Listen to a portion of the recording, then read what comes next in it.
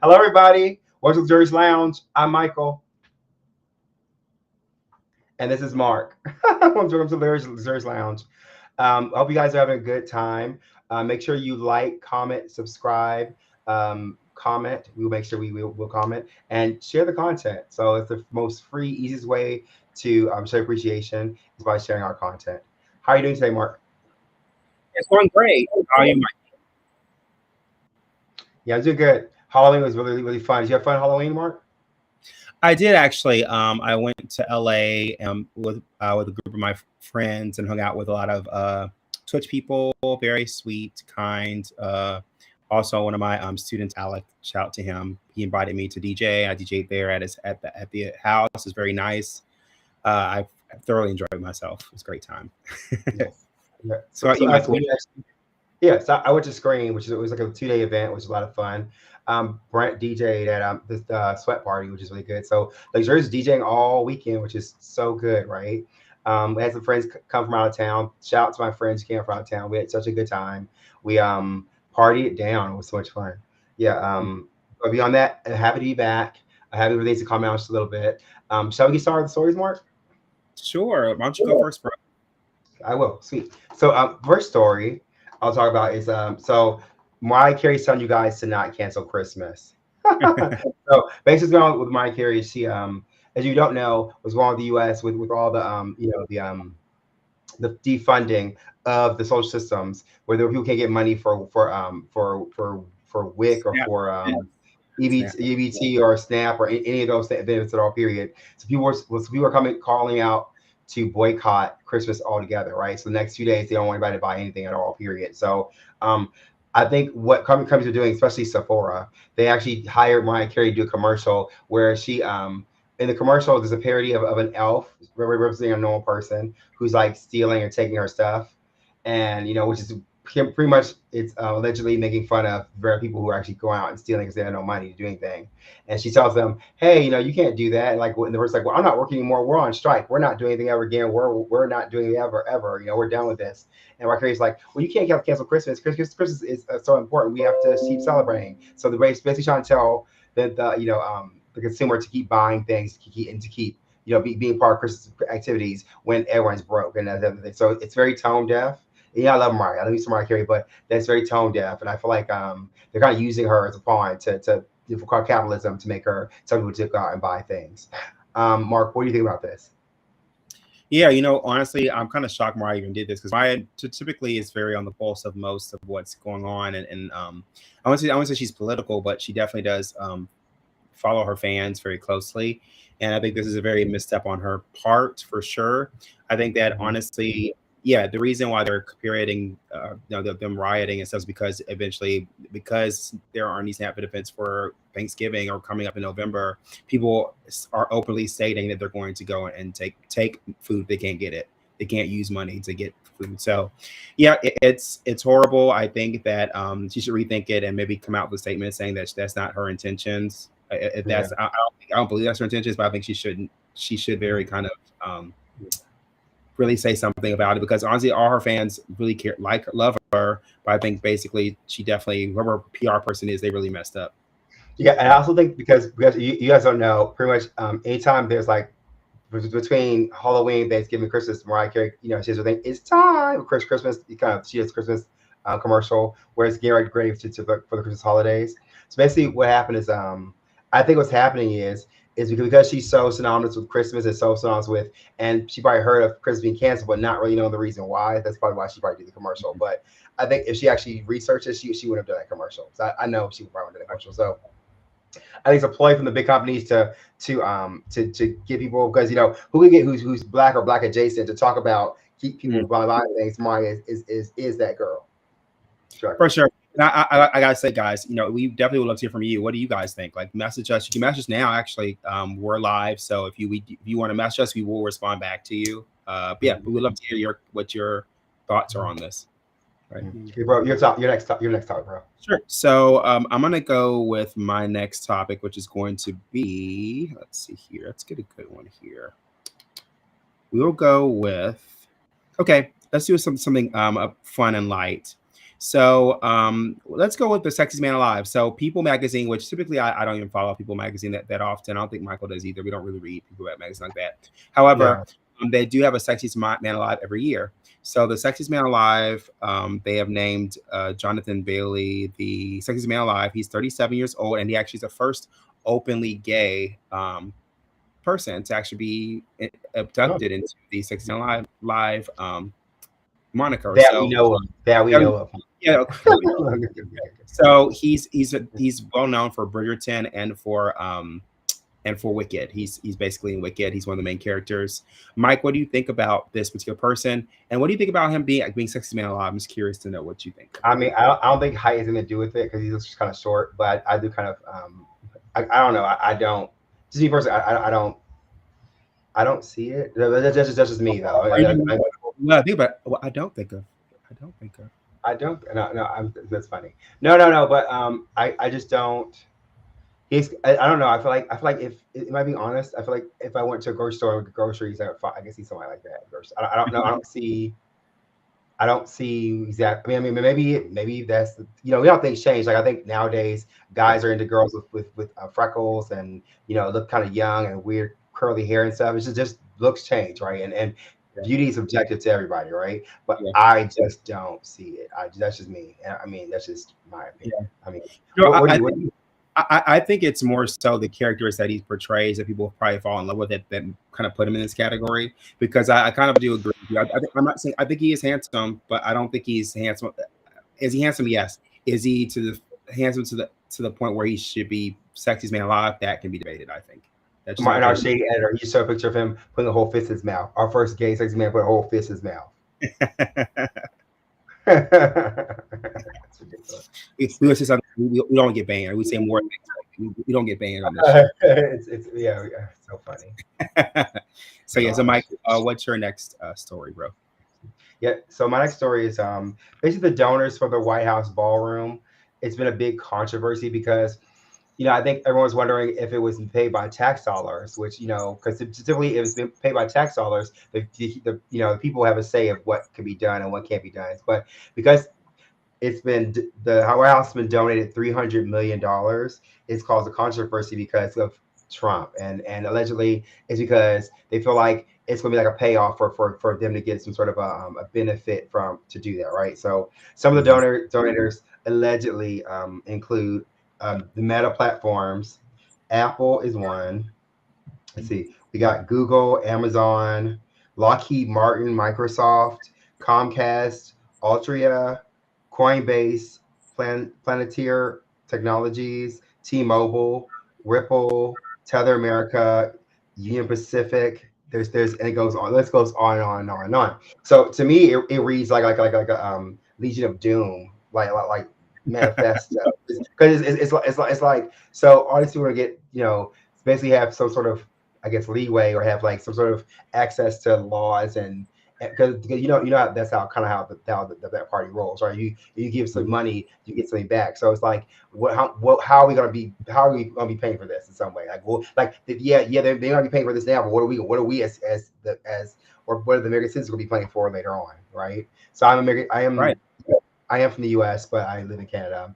But it's just funny because I'm like, how is this gonna where's the back? We're waiting for the shoe to drop to see what we're going to be paying for later on. What do you think? Mark? Yeah, I think that it was. I think it's kind of crazy. I mean, I understand why everyone thinks this because it's.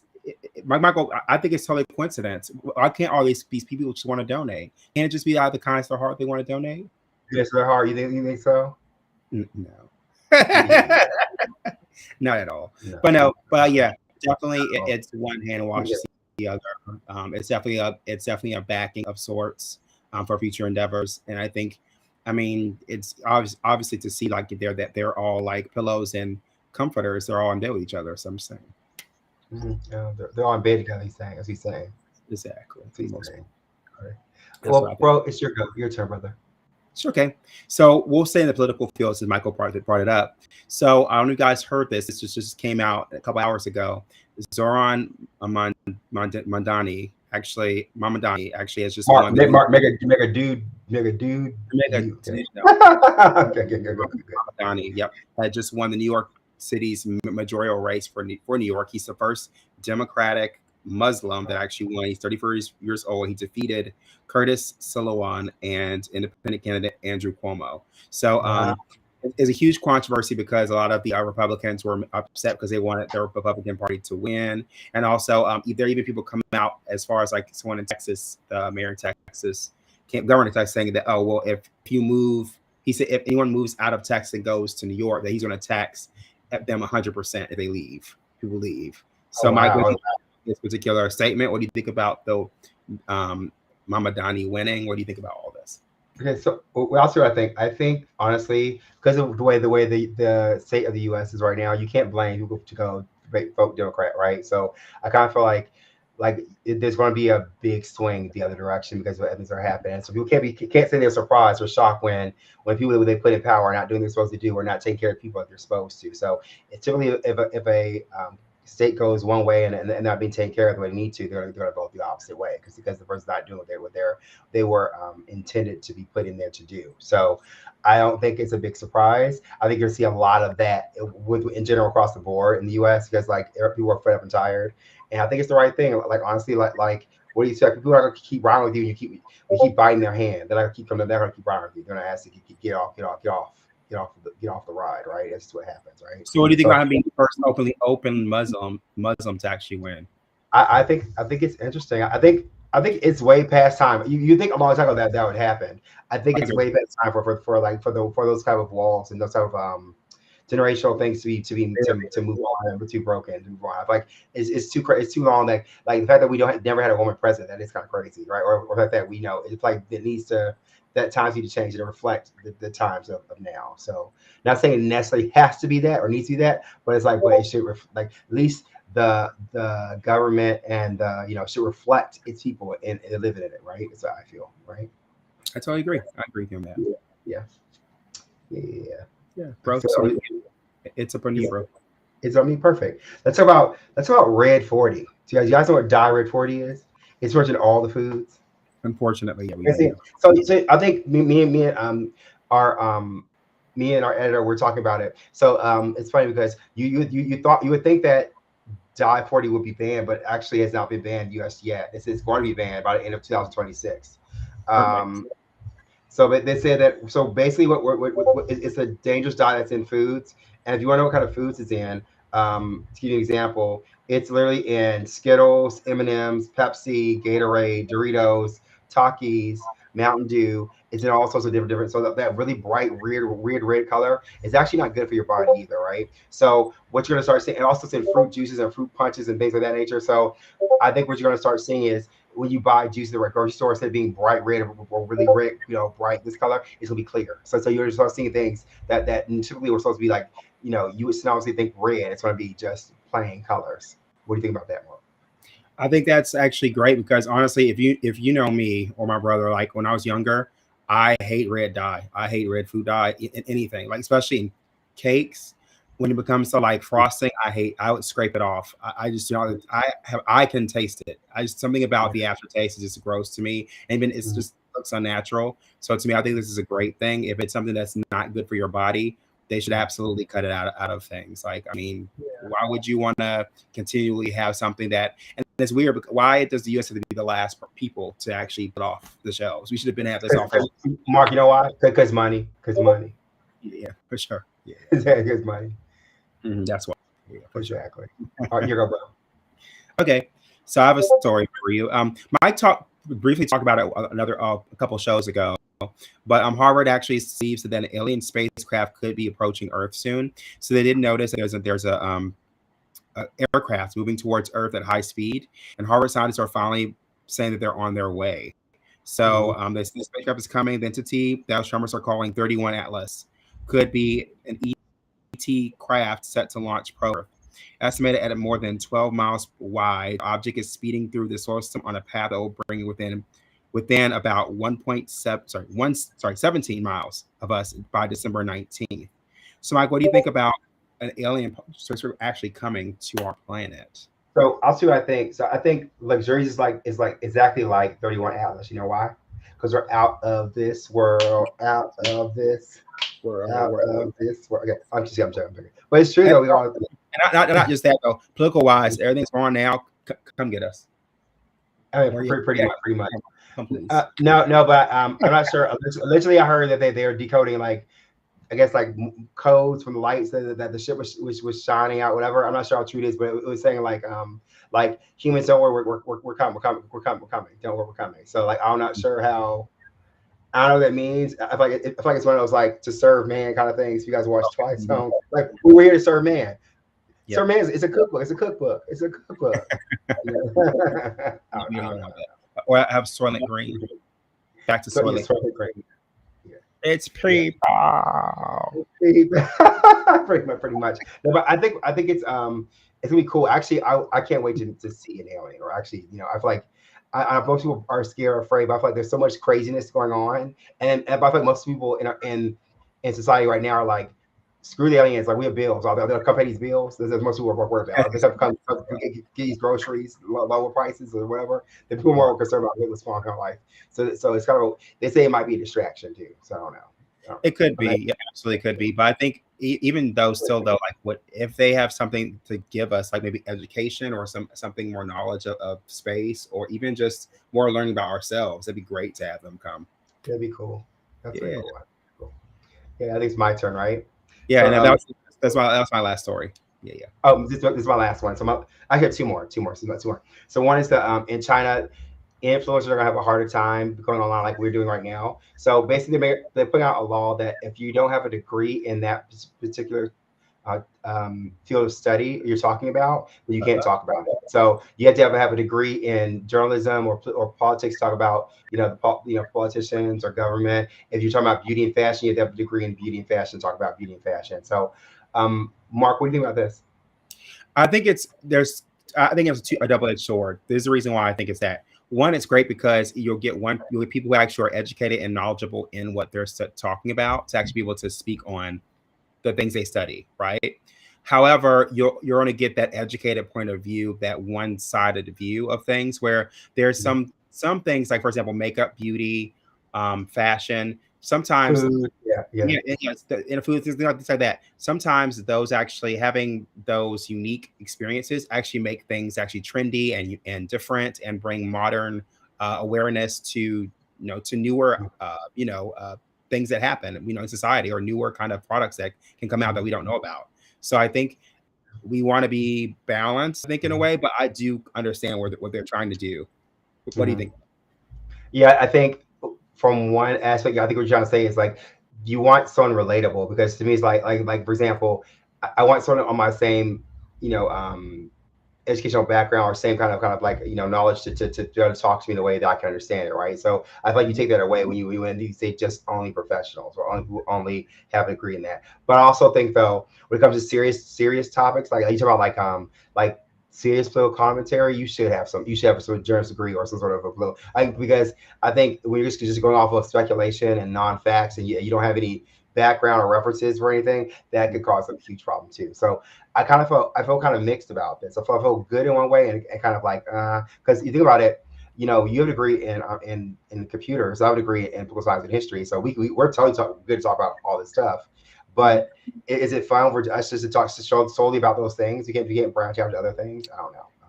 I don't think so. I think it's great. I think you're right. I think it's good to have a variety of things to talk about. And sometimes you not having knowledge in a particular field can actually heighten and bring more excitement to what you're talking about too.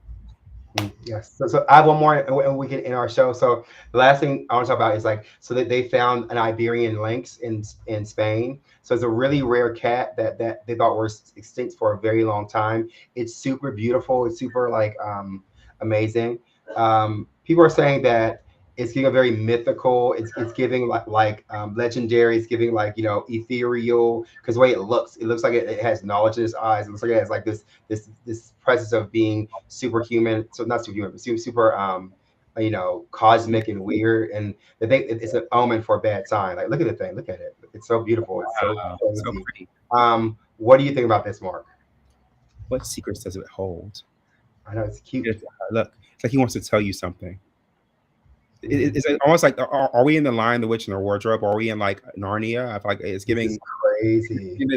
this like ethereal, like just cosmic, just Mark, cool you, vibe. you I think thought it eats about fancy feast? You think it eats fancy feast?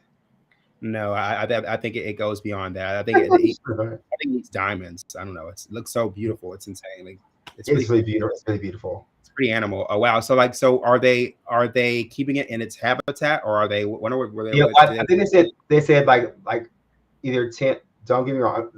Allegedly, like either 10 or 20 years ago, it was like a 10 of them left, or now there are a lot more of them now, which is good.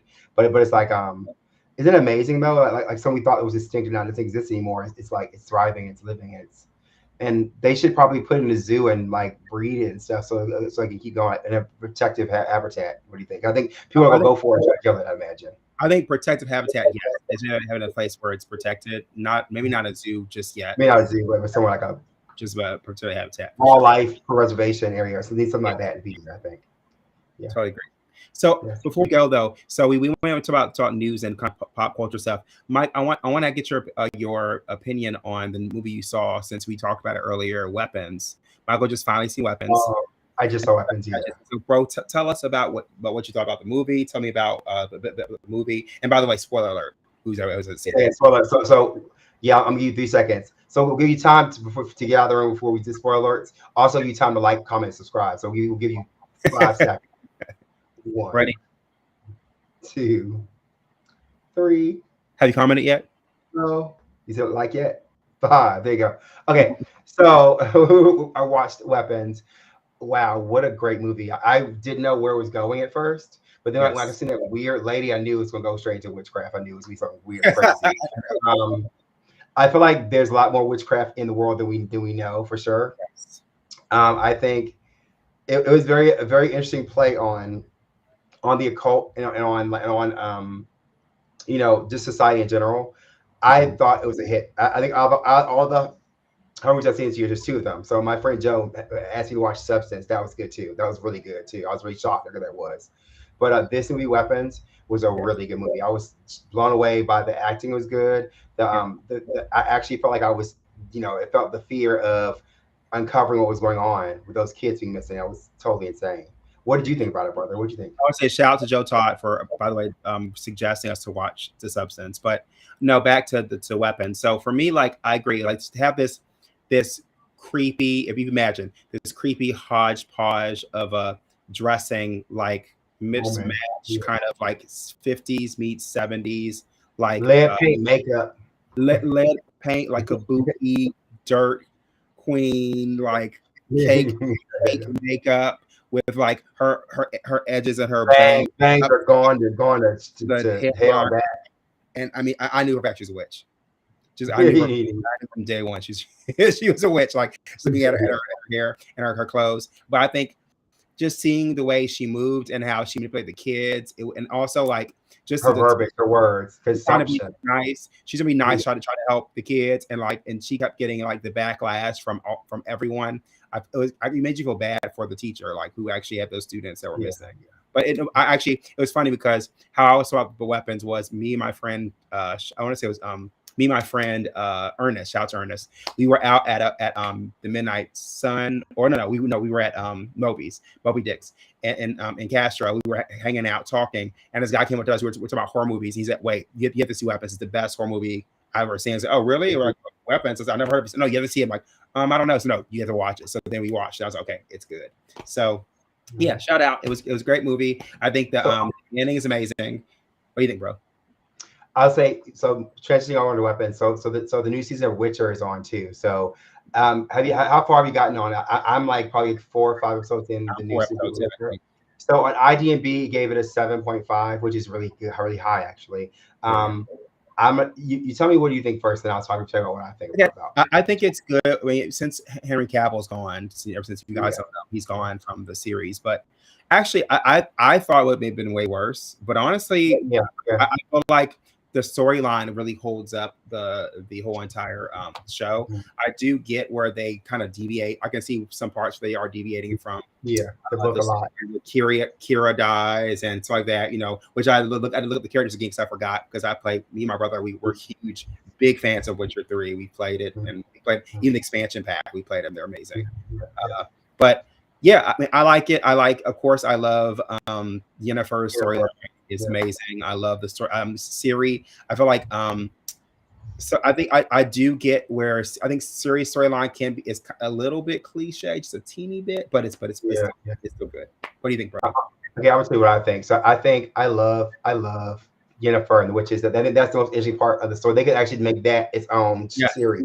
Whether they should make their own series. When it comes to I kind of find I see why Henry Cavill didn't want to do it, because if you look at the storyline, I'm gonna tell you why I think why he left is because that storyline is kind of like, it makes him Witcher kind of weak in the beginning. It was kind of really weak, and he captured and stuff. It kind of makes him kind of, so I feel like Henry Cavill probably wouldn't have liked that, I'm sure, because the character he's trying to portray.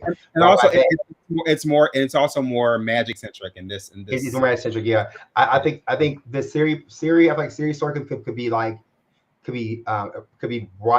made shorter or smaller. I think her part's kind of okay. It's okay, but I think the good part is the witches and against I can't remember the guy's name. Voldemort. Yeah. So that's really good. That's really good. That's really good. Yennefer, Virgilla. What's Virgilla? Who's the other witch? What's her name? Her name.